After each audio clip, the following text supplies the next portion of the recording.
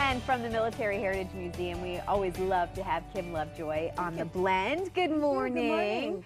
We're going to talk about the Purple Heart this morning, and it's yes. actually Purple Heart Day pretty soon, in Right, just a couple Thursday. of days this That's Thursday. Right. That's right, yeah. So you guys are going to be doing something very special for people we're who've having received. a reception for those for recipients of Purple Heart. Yeah. So, and we want all people who are hearing this to come in if they've received a Purple Heart, and then others to come in and help us honor these folks who have received Purple Hearts. I'm so glad you guys are doing this, and it was interesting. We were talking about how many purple. Because explain, I guess, how do you earn your Purple Heart? It's earned in combat. So, and it has to be from enemy fire. So, if it's enemy mortar, enemy weapons, so you have to be wounded. Right, exactly, or killed. Yeah. And then your family would receive your Purple Heart.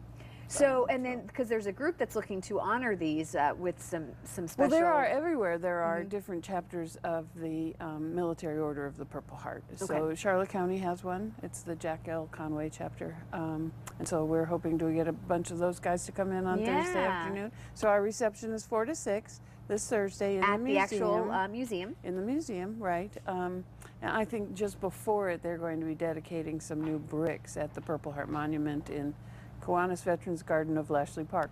So if people, I can get details about that. If people want to go to that dedication, they can call me, 941-575-9002. Good job, Kim. We'll put all that info on our website. So I do want to tell you a couple of things. Yeah. You know, we've talked before about how the museum gets items. But one day I hadn't been there long at all, and people came in and they had, it was not this one, but just like this, a Purple Heart in a box that they found in their attic.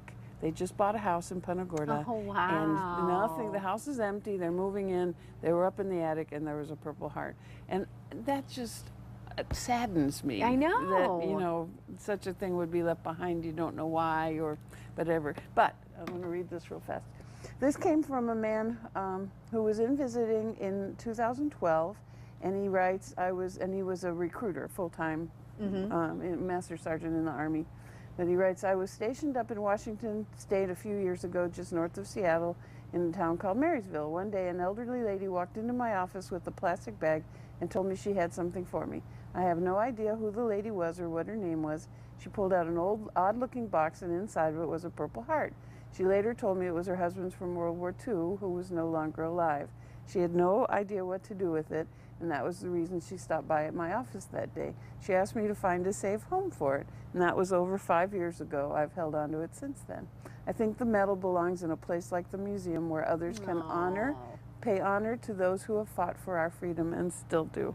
So that's how you find a safe home. Got the other one. Yeah, so he's from, I don't know where he was living at the time, but he was in Florida on vacation visiting his in-laws in Port Charlotte, and came upon us and thought, wow, here we go. That's what I'll do with this Purple Heart. If you haven't been out to the museum, you need to go, because it's bringing, you know, stories back to life and these different things and artifacts that you have that are all donated.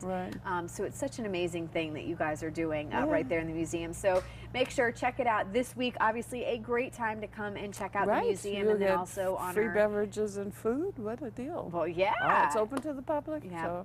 Well, Kim, thank you for taking some time to be here this morning. And by the way, we were in not too long ago. Stephanie and I left you a little note. It was proof. We Hearts finally got Stephanie in there. Yeah, wonderful. Thanks, Kim. Okay. All right, calling all volunteers up next, where your help is needed and how you can make a difference in the lives of others. Stay with us.